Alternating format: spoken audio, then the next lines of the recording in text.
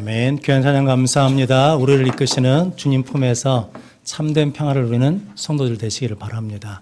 오늘 또 사업 예배 나오시고 또 영상으로 예배드리는 우리 모든 성도들을 주의 이름으로 사랑하고 축복합니다. 하나님의 은혜와 평강 가운데 믿음 안에서 늘 강건한 성도들 되시기를 바랍니다. 우리 옆에 분 한번 같이 인사하겠습니다. 예수님은 믿음을 보십니다. 예수님은 죄를 사하시는 권세가 있습니다. 한 번 더 인사하죠. 제사함 받았으니 힘냅시다. 그래서 예수님의 이름으로 힘을 내는 우리 성도들 되시기를 바랍니다. 오늘은 마태복음 9장 9절로 13절 말씀, 죄인을 부르러 오신 예수님이라는 말씀으로 함께 은혜를 나누겠습니다. 먼저 주여 말씀하옵소서 같이 하겠습니다. 주여 말씀하옵소서, 주의 종이 듣겠나이다. 아멘. 주의 음성이 들리는 복된 시간이 되시기를 바랍니다. 오늘 본문 말씀은 예수님께서 세관에 앉아있는 세리 마태를 부르신 사건입니다. 오늘 본문 말씀을 통해서 예수님의 부르심에는 어떤 의미가 있는지 함께 은혜를 나눔으로 우리 모든 성도들도 그 부르심의 뜻대로 살아가서 하나님께 잘하였다, 착하고 충성된 종으로 인정받고 복을 누리는 성도들 되시기를 바랍니다. 죄인을 부르러 오신 예수님 첫 번째는 예수님은 세리 마태를 부르십니다. 오늘 9절 말씀 같이 읽겠습니다. 예수께서 그곳을 떠나 지나가시다가 마태라 하는 사람이 세간에 앉아 있는 것을 보시고 이르시되 나를 따르라 하시니 일어나 따르니라. 아멘. 예수님 본동네 가버나움에서 지난주에 말씀하신 것처럼 중풍병자에게 내 제사함을 받았느니라 라고 하시면서 예수님께 죄를 사하는 권세가 있는 것을 보여주셨습니다. 그리고 일어나 걸어가라 라고 하신 다음에 거기를 떠나셔서 길을 가시다가 세간에 앉아있는 마태를 보시고 부르셨습니다. 그 당시에 세리는 매국노로 취급을 당했습니다. 그리고 세리는 성전에 들어가지 못합니다. 세리는 재판의 증인이 될 수가 없습니다. 그리고 세리는 누구 납비의 문화생, 제자가 될 수 없는 처지거든요. 그런데 예수님께서 그 세리 마태를 부르시고 제자를 삼았습니다.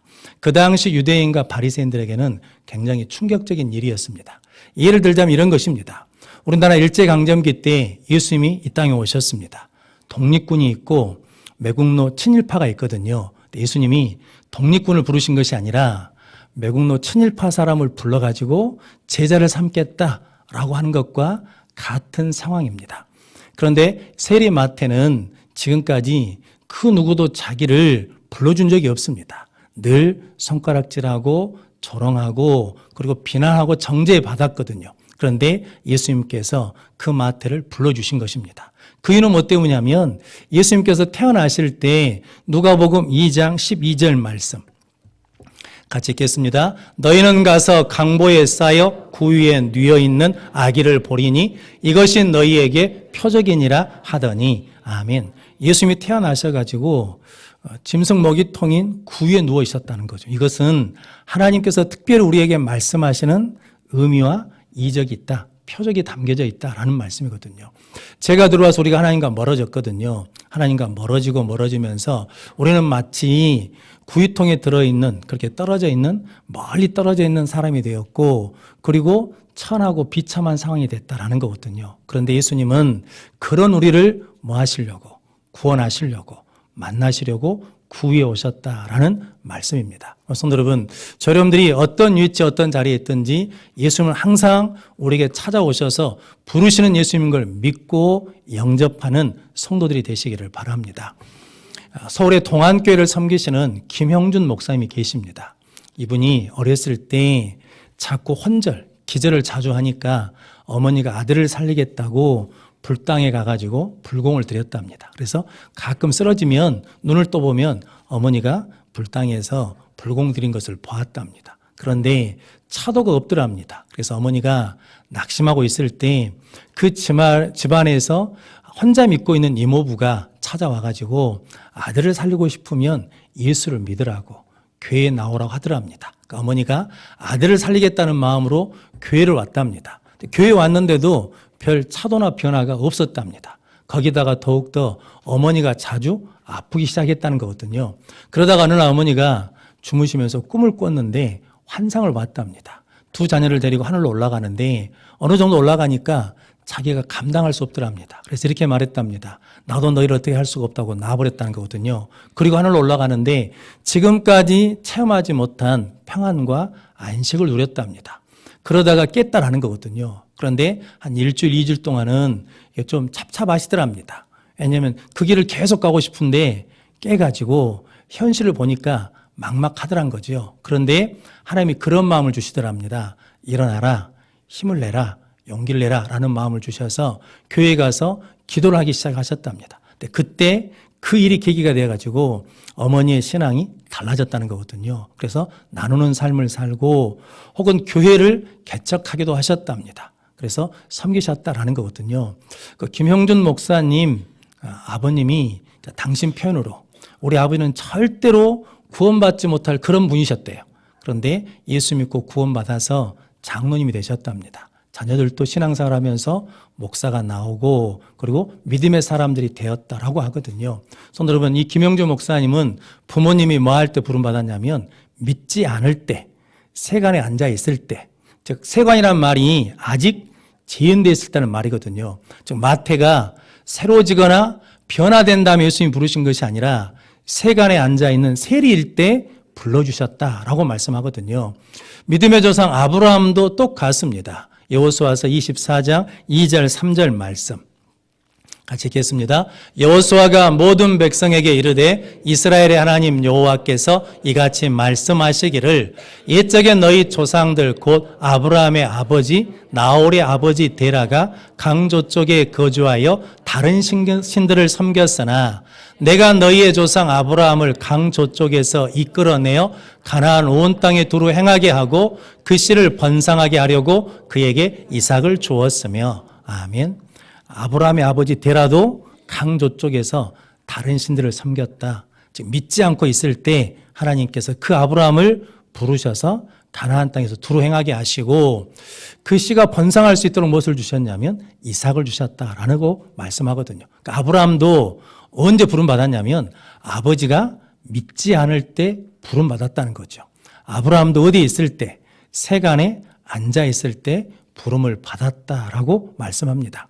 모세도 마찬가지입니다. 모세도 80세 될 때까지 살인자로 도망자로 미디안 광야에 숨어 있었거든요. 그때 호렙산 떨기나무 가운데서 하나님께서 모세야 모세라고 부르시면서 애굽 왕 바로에게 가서 나의 백성을 내 백성을 구원하라 라고는 사명을 주셨거든요. 그 부르심을 받은 이후에 모세의 삶은 새로워졌거든요. 언제 모세가 부르심을 받았냐면 실패하고 있을 때, 도망하고 있을 때, 세간에 앉아 있을 때 부르심을 받았습니다. 사도 바울도 마찬가지죠. 사도 바울은 다메섹으로 간 이유가 예수 믿는 사람들을 잡아가두기 위해서 다메섹으로 가다가 그 도중에서 예수님께서 사울아 사울아 네가 어찌하여 나를 핍박하느냐라고 불러주셨거든요. 그래서 바울 스스로 나는 핍박자다, 나는 박해자다, 죄인 중에 괴수다라고 고백합니다. 그러면서 예수님이 나를 불러주셔서 내가 구원받아 예수의 사도가 된 것은 전적으로 하나님의 은혜다라고 고백합니다. 그러면서 그가 고린도서 1장에 형제들아 너희 부르심을 보라. 능력 있는 자가 많지 않고 문벌 좋은 자가 많지 않다는 거거든요. 그러면서 고린도전서 1장 27절로 29절 말씀 같이 읽겠습니다. 그러나 하나님께서 세상에 미련한 것들을 택하사 지혜 있는 자들을 부끄럽게 하려 하시고 세상에 약한 것들을 택하사 강한 것들을 부끄럽게 하려 하시며 하나님께서 세상에 천한 것들과 멸시받는 것들과 없는 것들을 택하사 있는 것들을 폐하려 하시나니 이는 아무 육체도 하나님 앞에서 자랑하지 못하게 하려 하심이라. 아멘. 바울은 우리가 언제 부름받았냐면 세간에 앉아 있을 때, 미련할 때, 약할 때, 멸시받을 때, 없을 때 우리가 부름받았다는 거거든요. 그렇게 부르신 이유는 아무 육체도 하나님 앞에서 자랑하지 못하게 하려 함이라는 거거든요. 그래서 바울은 뭐만 자랑하냐면 예수 십자가만 자랑한다. 하나님의 은혜만 자랑한다라고 고백을 하였습니다. 이렇게 세리 마태는 그가 이제 예수님으로부터 죄인으로 정죄받을 때 부르심을 받았거든요. 부르심을 받은 그 순간부터 그는 이제 새로운 인생을 사는 인생의 전환점을 갖게 되었습니다. 마태복음 10장 2절 4절 말씀에 보면 12제자 사도 이름이 나오거든요. 거기에 베드로, 세베대의 아들 야고보와 요한 이렇게 이름이 나옵니다.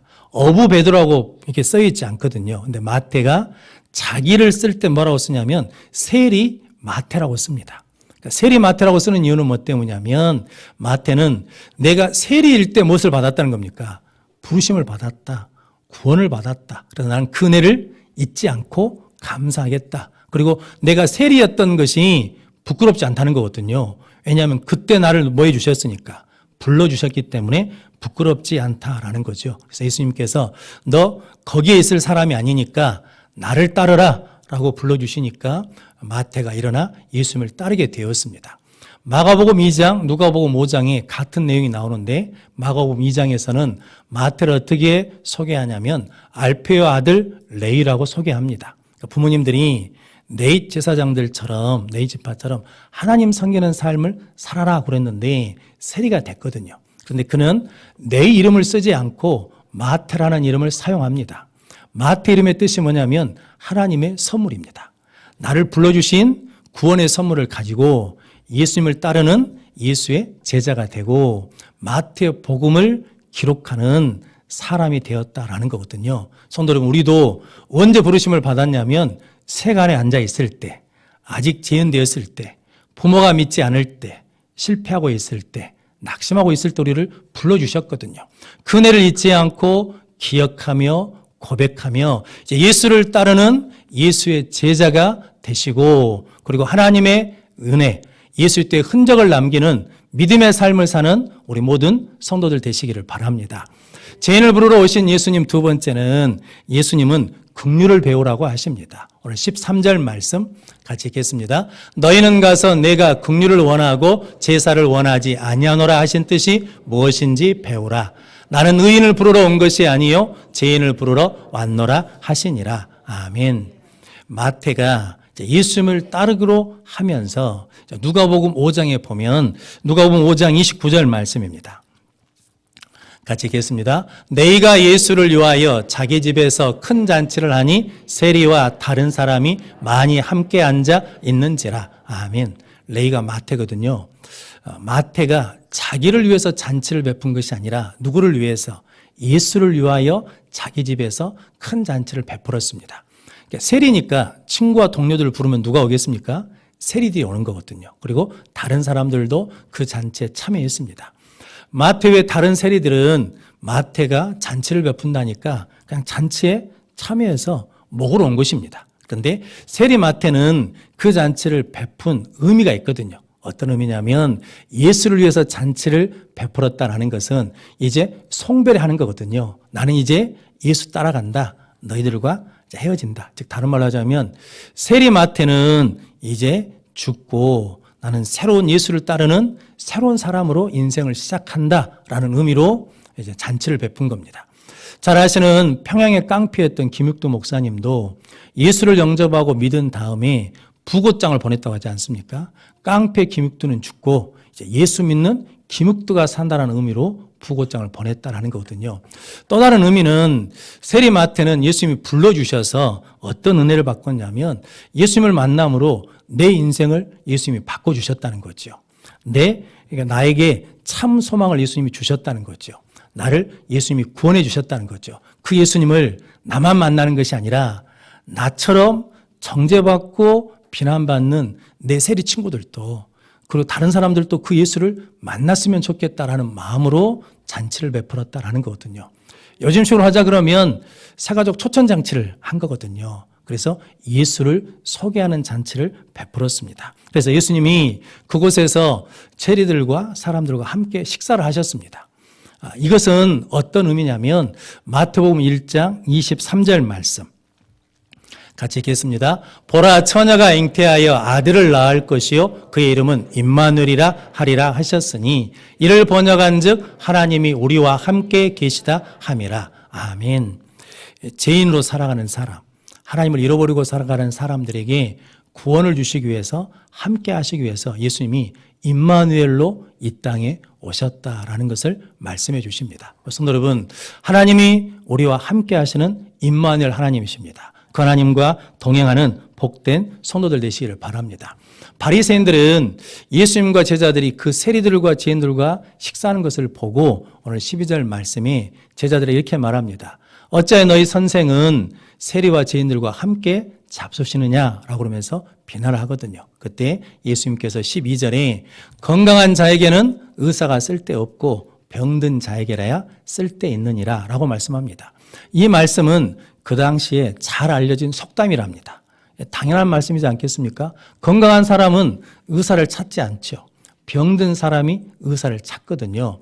이 말씀의 의미는 바리새인들은 자기들이 건강한 사람, 의인이라고 생각했습니다. 그런데 의사가 필요 없죠. 그런데 자기들이 죄인이라고 치부하는 세리들과 죄인들은 병든 사람이니까 누가 필요하냐면 의사가 필요하다라는 거죠. 그래서 예수님은 내가 의인을 부르러 온 것이 아니라 죄인을 부르러 왔다라고 말씀하십니다. 즉 건강한 사람이 의인이고 병든 사람이 죄인이라 그러면 병든 사람이 의사를 만나서 건강을 회복해야 된 것처럼 죄인이 예수님을 만나서 의인이 되는 것이 마땅하다라는 말씀이거든요. 성경에서 예수님은 우리를 죄에서 구원하여 회개시키기 위해서 이 땅에 오신 영혼의 의사이십니다. 그분을 만남으로 저 여러분들이 치유되고 회복되고 구원받는 복된 성도들 되시길 바랍니다. 그런데 바리새인들은 그 율법을 지키는 데 힘쓰는 것이 아니라 율법을 가지고 사람을 판단하고 정죄하는 심판자 자리에 있는 것이죠. 즉 하나님이 위치에 있다라는 거죠. 그래서 뭐가 보이지 않냐면 예수님이 보이지 않습니다. 그 사람들이 구원받아야 될 사람이라는 것이 보이지 않거든요. 그래서 비난하고 정죄하는 거거든요. 헨리 나온이라는 분이 계시거든요. 이분 20세기에 예수님을 가장 닮은 사람이라고 사람들이 인정하신 분이랍니다. 어렸을 때 천재라는 소리를 들었답니다. 그래서 하버드대학교 교수 생활을 하시는데 어느 날 갑자기 그 교수를 사임하고 캐나다 토론토 근처에 있는 정신지체야 공동체에 들어간다라고 하셨답니다. 근데 거기에 아이들이 몇 명 있냐면 6명 있다는 거거든요. 아니 하버드 교수하는 분이 아이들 6명 때문에 그 자리를 내려놓고 갑니까? 라고 그랬더니 헨리 라우에라는 분이 그렇게 고백했답니다. 자기는 지금까지 성공의 길을 가러왔다는 거죠. 내 인생길은 오르막길이었답니다. 오르막길을 걷다 보니까 사람들이 칭찬하고 성공에 취하다 보니까 예수가 보이지 않았다는 거거든요. 예수가 보이지 않으니까 사람이 보이지 않더래요. 그래서 이제 나는 낮은 곳으로 내려가서 예수를 보고 사람을 섬기는 삶을 살겠다라고 그곳에 가서 그 아이들의 용변을 치우고 목욕시키고 섬기면서 하나님의 부르심을 받았습니다. 성도 여러분, 우리도 마음이 높아지면 누가 보이지 않는다는 겁니까?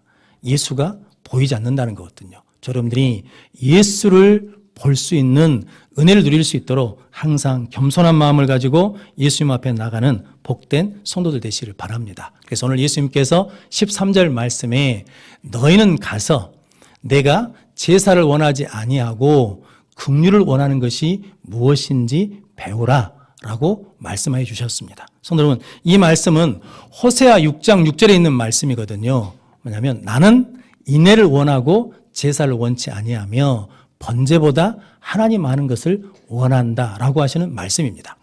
호세아 선지자는 하나님께서 음란한 여인 고멜에게 결혼하라고 그러십니다. 그래서 결혼을 합니다. 순종해서. 그런데 그 고멜이 자꾸 집을 나가가지고 못된 짓을 반복하거든요. 그러면서 나가버립니다. 그래서 하나님이 호세아 선지자에게 그 고멜을 다시 찾아오라고 그러거든요. 그래서 돈을 주고 찾아옵니다. 값을 지불하고. 이런 것은 뭐냐면 하나님께서 고멜처럼 도저히 용서받을 수 없는 사람도 용서해 주시고 다시 사랑해 주시고 다시 찾으시는 하나님의 사랑을 선포해 주시는 거거든요. 그래서 인애를 원하신다라고 말씀하거든요. 인애라는 말이 히브리어로 헤세드인데 이게 자비, 긍휼, 사랑 이것을 의미합니다. 그것을 배우라는 거거든요. 실은 우리가 고멜 같은 사람이었는데 하나님 우리를 뭐 해주셨다는 겁니까? 포기하지 않고 구원해 주셨습니다. 자, 그 은혜를 받은 우리가 이제 다른 사람을 볼 때 어떻게 봐야 된다는 겁니까? 긍휼히 여김을 봐야 된다라는 의미로 말씀하신 거거든요. 그래서 예수님이 누가복음 18장에 자기가 의롭다고 그러면서 다른 사람을 멸시하는 사람에 대해서 비유하시거든요. 그러면서 두 사람이 성전에 올라가서 기도하는데 한 사람은 바리새인이고 한 사람은 세리라는 거죠. 그러면서 바리새인은 서서 하나님이여 나는 다른 사람 곧 불의하고 그리고 토색하고 불의하고 간음하는 자들과 같지 아니하고 저 세리와도 같지 않음을 감사합니다. 나는 일에 2번 금식하고 소득의 11조를 드립니다. 라고 기도를 했습니다. 그런데 세리는 누가복음 18장 13절 말씀 같이 읽겠습니다. 세리는 멀리 서서 감히 눈을 들어 하늘을 쳐다보지도 못하고 다만 가슴을 치며 이르되 하나님이여 불쌍히 여기소서 나는 죄인으로소이다 하였느니라. 아멘. 세리는 하늘을 쳐다보지도 못해요. 그래서 자기 가슴을 치면서 하나님이여 나를 불쌍히 여기십시오. 나는 죄인입니다. 라고 기도했다는 거거든요. 그런데 예수님께서 이렇게 말씀하십니다. 두 사람이 집으로 돌아가는데 이 사람 세리가 하나님께 의롭다함을 받고 돌아갔느니라 라고 말씀합니다. 이 말씀은 우리에게 충격적입니다. 왜냐하면 예배를 드린다고 의로워지는 게 아니고 금식한다고 의로워지는 게 아니고 11조를 드린다고 의로워지는 것이 아니라 하나님 앞에 긍휼을 구해야 의롭게 된다는 거거든요. 세리처럼 주여 나를 불쌍히 여겨 주십시오. 나는 죄인입니다. 라는 고백이 있어야 하나님께서 의롭게 여겨주신다라고 말씀합니다. 그래서 예수님이 팔복을 말씀하시면서 마태복음 5장 7절 말씀에 긍휼히 여기는 자는 복이 있나니 그들이 긍휼히 여김을 받을 것이요 라고 말씀합니다. 그래서 우리가 긍휼을 구해서 긍휼을 받았거든요. 그러면 긍휼히 여기면 또 무엇을 받는다는 겁니까? 긍휼히 여김을 받는다라고 말씀합니다. 다윗은 하나님께 부름 받아가지고 하나님의 은혜가 있을 때는 긍휼히 여기는 자였거든요. 사울이 자기를 죽이려고 쫓아다닐 때 2번 죽일 기회가 있었는데 죽이지 않고 살려주지 않습니까? 그것은 다윗이 사람이 좋아서 살려준 게 아니라 그 속에 뭐가 있으니까 하나님의 은혜, 긍휼히 여기는 마음이 있으니까 살려준 거거든요. 그런데 왕이 되어가지고 이제 왕의 노릇을 하다 보니까 점점 무엇을 잃어버리냐면 하나님의 은혜를 잊어버립니다. 그래가지고 밧세바와 간음하거든요.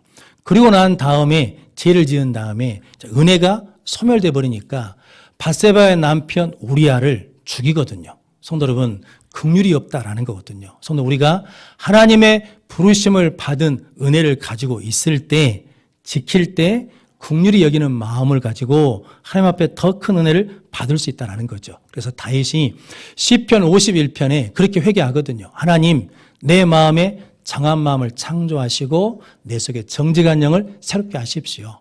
나를 주 앞에서 쫓아내지 마시고 주의 성령을 거두지 마십시오. 주의 구원의 즐거움을 회복시켜 주시고 자원하는 마음을 주사 나를 붙들어 주십시오 라고 회개하거든요. 그러면서 다윗이 깨달은 게 하나 있습니다. 그게 뭐냐면 시편 51편 17절 말씀입니다. 같이 읽겠습니다. 하나님께서 구하시는 제사는 상한 심령이라 하나님이여 상하고 통회하는 마음을 주께서 멸시하지 아니하시리이다. 아멘. 하나님이 구하시는 제사가 있다는 거죠. 무엇을 구하냐면 상한 심령이라는 거죠. 상한 심령이 뭐냐면 주여 나를 불쌍히 여기십시오. 나는 죄인입니다. 라고 구하는 그 구함을, 그 제배를 하나님께서 구하신다. 원하신다라고 말씀합니다. 성도 여러분, 저 여러분들이 예수님의 말씀을 통해서 하나님께서 원하시는 것은 긍휼을 원하신다는 것을 깨닫고 배우는 복된 성도들 되시기를 바랍니다. 존 누턴이라는 목사님이 계십니다. 찬송가 305장 나 같은 죄인 살리신 이 찬송 가사를 지으신 분인데 노예 선장의 아들로 태어났답니다. 근데 어머니가 예수 믿는 분이셔요. 그래서 어렸을 때 신앙교육을 시켜주셨답니다. 7살 때 어머니가 폐병으로 돌아가셔 버렸어요. 그리고 난 다음에 새어머니가 들어온 다음부터 이제 방황하는 삶을 살다가 나중에 그도장성에서 노예선의 선장이 되었답니다. 그래서 아프리카 흑인들을 잡아다가 노예로 파는 일을 하는데 배로 이렇게 실어 날리는데 어느 날 큰 풍랑을 만나게 됐답니다. 죽을 상이 돼서 하나님을 찾았답니다. 하나님 자비를 베풀어 주십시오. 은혜를 베풀어 주십시오 라고 기도하는데 그런 마음이 들더랍니다. 나같이 약한 자는 하나님이 용서하지 않을 거야 라는 그랬는데 하나님 그 기도를 들으시고 풍랑을 잔잔케 하시고 살려주셨다는 거죠. 그 일을 계기로 이 존 누턴 목사님이 하나님이 용서하지 못하는 죄인은 없다 라고 그래서 예수를 믿고 영접해서 이제 목사가 되셨답니다. 목사로서 목회를 하시면서 이런 말씀을 하신 적이 있답니다. 천국에 가면 세 가지 놀랄 큰일이 있다는 거거든요. 첫 번째는 천국에 올 줄 알았던 사람이 거기에 없어서 놀란다는 거거든요. 두 번째는 그 사람은 천국에 못 올 사람인 줄 알았는데 천국에 와서 놀란다라는 거거든요. 세 번째는 나 같은 큰 죄인이 구원받아 천국에 온 것에 놀란다라고 합니다. 그러면서 그분이 말씀하시기를 이제 나이가 드시니까 기억이 조금씩 희미해지더랍니다. 그때 그가 고백하기를 내가 모든 것은 다 잊어버려도 내가 절대로 잊어버리지 않을 기억이 있다. 그 뭐냐면 나 같은 큰 죄인을 예수님이 부르시고 구원해 주신 그 사실은 잊지 않겠다라고 다짐했답니다. 그래서 그가 그 은혜 가운데 나 같은 죄인 살리신 주 은혜 뭐라는 겁니까? 놀랍다는 거거든요. 그래서 잃었던 생명 찾았고 광명을 얻었다라고 말씀합니다. 큰 제약에서 건져주신 주 은혜 고마워. 나 처음 믿는 그 시간이 귀하고 귀하다라고 찬양하면서 하나님의 나라 가셨다라고 합니다. 성도 예수님은 우리가 세간에 앉아 있을 때, 우리가 어려움에 있을 때, 부모가 믿지 않을 때, 슬픔 가운데 있을 때 우리를 찾아오셔서 구원해 주시기 위해서 구유에 오셨습니다. 예수님은 우리가 제자리에 있지 않고 예수님을 따르는 삶을 살도록 하시기 위해서 십자가에 달려 죽으시고 부활하셨습니다. 그 예수님을 마태는 만남으로 그의 인생이 새로운 삶을 살게 되었거든요. 그 구원의 선물을 허비하지 않고 능력 있는 삶을 살았습니다. 오늘 우리도 그렇게 동일한 은혜를 받은 줄로 믿습니다. 성도 여러분들도 이 구원의 은혜, 부르신 은혜를 잊지 않고 기억함으로 말미암아 하나님께 늘 긍휼을 구함으로 주여 나를 불쌍히 여기십시오. 나는 죄인입니다. 라고 고백하면서 하나님의 나라에 갈 때까지 승리하는 믿음의 삶을 사는 우리 모든 성도들이 되시기를 주님의 이름으로 축원합니다. 기도하겠습니다. 거룩하신 아버지 하나님 감사합니다. 오늘 복된 줄 알게 해주시고 예수님이 우리를 부르셔서 구원해 주신 그네의 감격을 가지고 상한 심령으로 예배하게 하시니 감사합니다. 이 은혜를 잊지 않고 끝까지 붙듦으로 승리하는 우리 모든 성도들 되게 하여 주옵소서. 예수님의 이름으로 기도하옵나이다. 아멘.